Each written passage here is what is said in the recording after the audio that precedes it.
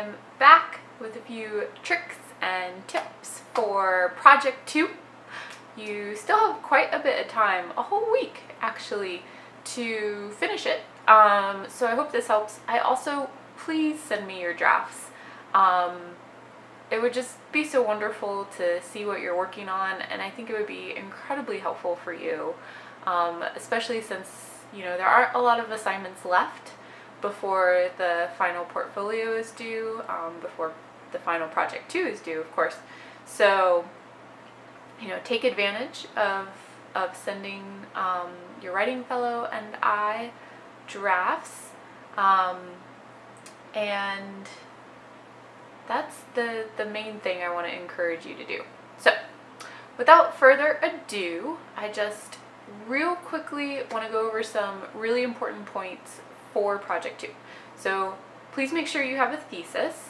I think most of you did have a thesis in your rough drafts, so that was wonderful to see.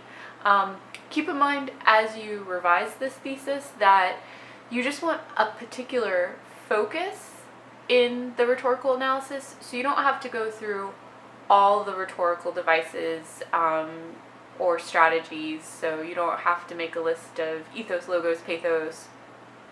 You can simply choose one, or perhaps if you do choose 2 or 3 strategies, make sure it's clear as to how you're linking them together. So to what purpose are you bringing all of these strategies to light?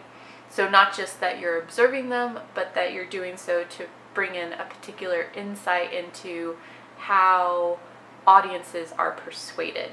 So keep in mind that whether it's a visual rhetoric or a written one, ads are meant to persuade the same way that our writing is meant to persuade. And so as you create your focus, you want to really keep in mind that you're doing so to teach your audience some particular insight into communicating, into persuading, right? And in this particular project, it's persuading through an advertisement. So just keep in mind that your purpose is to demonstrate, or if it's helpful, think about it as to teach your audience something about the way that rhetorical strategies are used to persuade an audience. So that's what you really want to keep in mind. Now, once you create that focus, you of course want your paper to be organized around that purpose, around that thesis, and as you do so, you want to make sure that every piece of evidence you bring up, so your evidence is largely descriptions of the ad for your audience, and then of course secondary sources are very important for this project as well.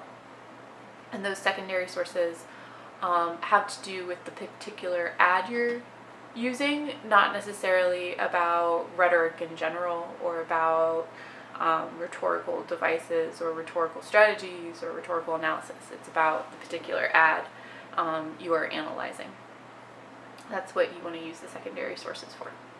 So whether it's evidence from the ad or evidence from your secondary sources, you of course want to explain to your audience how you want us to see what you're showing us. So as you analyze, keep in mind that we're not inside your head, and so even though sometimes it feels like over-explaining, that over-explaining can really help us get at the core of the insight you're trying to teach to us, the insight you're trying to reveal to us.